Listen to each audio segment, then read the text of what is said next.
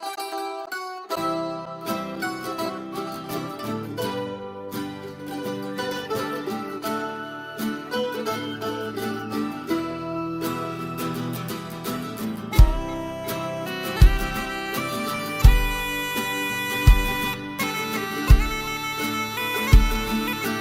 Alan Cumming. For those of you who came on the relatives trip to Serbia in September 2017, you will of course know me. For those of you who were unable to make the trip, I'll give you a brief breakdown of my story so far. In 2006, I visited Belgrade to watch a football game. History was not on my mind. I always knew though, my love of beer and football would serve a greater purpose. And in a bar in downtown Belgrade, I met Vladimir Jovanovic, who, as it happens, also has a love of beer and football. I'll cut to the chase. It was Vladimir, or Vlada, who introduced me to the story of Dr. Elsie Inglis in the Scottish Women's Hospitals. Vlada told me of the monuments, statues and street names in Serbia dedicated to these brave, stoic women. Perplexed that I had travelled 2,000 miles to discover this remarkable story, I headed home to Scotland and began researching, documenting and promoting the story of Dr. Elsie Inglis and her intrepid bands of Scottish Women's Hospital units during World War I, who had travelled to Serbia among other destinations to save the lives of a people they came to love. For a variety of reasons, I'm passionate about this story and I've enjoyed a very special journey along the way. A few years ago we made a documentary for BBC and Scottish television. A consequence of that was that Tony contacted me. Over the next year or so I met Tony a few times along with Clea. The basis for a good friendship was formed, and when I came up with the idea of a road trip to Serbia to visit the locations where Elsie and the Scottish Women's Hospital units had worked in Serbia, it was only possible to do so because of the support and backing I received from Tony and Clea. On the 14th of September 2017, 15 of Elsie's relatives gathered at Elsie Inglis House in Belgrade, where we were warmly welcomed by Dennis Keith, the British ambassador, and dignitaries from the various locations where Elsie worked. A grand evening was finished off with a tree planting ceremony.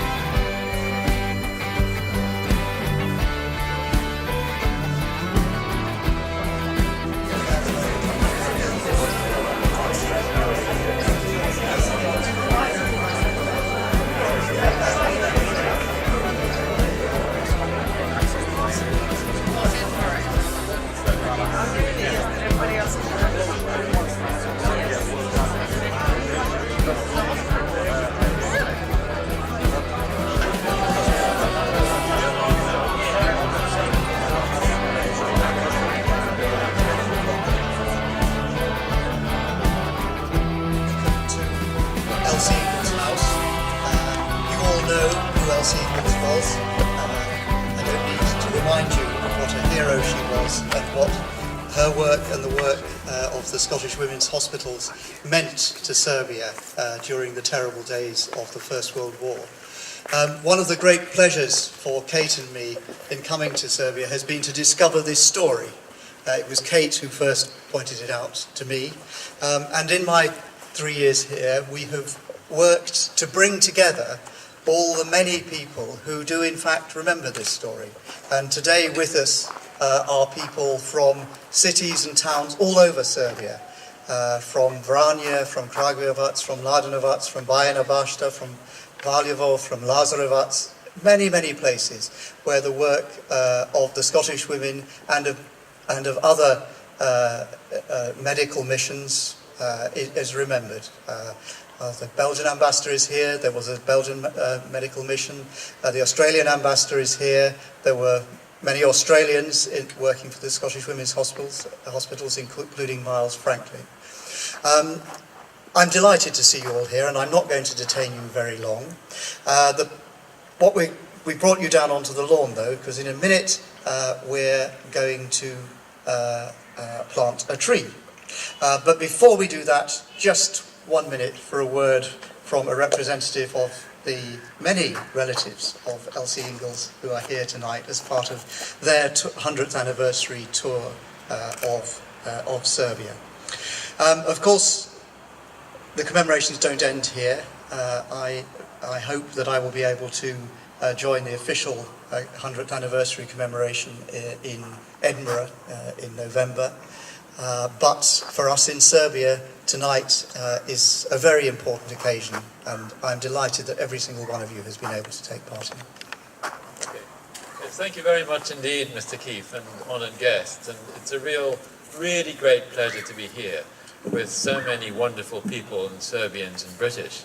And just a very few brief words about Elsie. I'm very proud. I'm a paediatrician. I live in Newcastle, but I grew up in St Andrews, and I'm very proud to be the great-great-nephew of Elsie Inglis. We heard a lot about her as a child. She's my hero, really. And I wanted to mention, we have a group of 12 people here, many of whom know more about her than I do, but I wanted to mention 3 things which come from my reading of the books, which I think show what an amazing character she was. The first is about her role as an advocate for women and for rights. And this was when she was a child in Edinburgh. She lived in Charlotte Square and she went to a school there. They didn't have anywhere to play. And these girls noticed that the square in the middle of the square where she lived had gardens. So she said, please, to the teachers, could we use these gardens to play in? And they said no, it would have to have permission of all the residents in the square. So Elsie decided she would go around every single resident, which is 26 I think, to ask them for permission to use the square to play in. And they all agreed. So after that she decided she would go to the 3 directors of the school as well, which she did, and they agreed. So that was a great victory. The second one is about her caring nature. She was humanitarian to the core, and her caring nature was incredible. So when she was working as a doctor in Edinburgh, which was a big challenge, there weren't many women doctors at that time, her strongest feeling was towards the poor women who lived in the streets near her practice. And many of them were extremely poor and had very many children. So what she often found was that the women were very keen to get care, but the husbands wouldn't let them. So wouldn't let them because they would be left. If the women came into hospital, the husband would be left looking after the children, and they didn't like doing that. So she was extremely tough on these husbands and gave them a strong ticking off if they didn't allow the woman to come into hospital. And the third thing is really about her international humanitarian zeal, you might say. And this started in 1914 when the war broke out. She'd been a suffragette, which means she supported the women's vote. And that was the time, of course, in Scotland and England, that women were really struggling to get the vote. And they didn't get it till some years later. But from the suffragette movement came her wish to take women out to be helpers in the front in the terrible tragedies going on in Serbia after the war began. So she went to the War Office and said, please, can I take a group of women to help in Serbia and other countries? And the War Minister said, my dear lady, go home and sit still, because it was not felt that women should do that. However, she was not convinced, she was not accepting that, so she gathered together women from all over Scotland and England to start the Scottish Women's Hospitals, mainly from Scotland, to be doctors, nurses, auxiliaries, porters, and other helpers in these hospitals. So these were the 3 characteristics, her great advocacy, her caring nature, and her wish to work with other countries. And these are so powerful, I think, at this time in our history.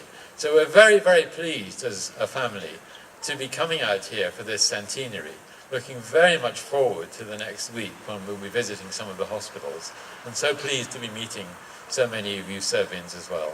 Thank you very much.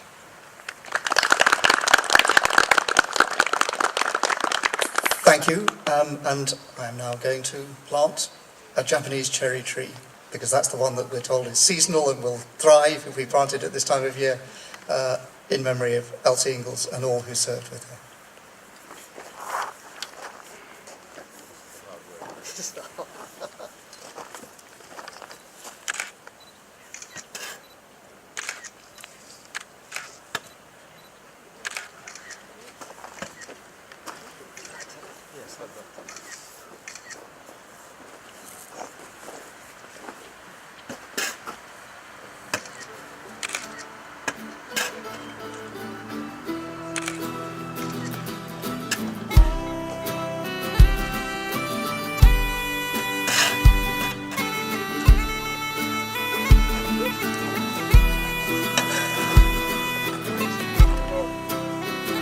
Let's have 3 cheers for Elsie Inglis.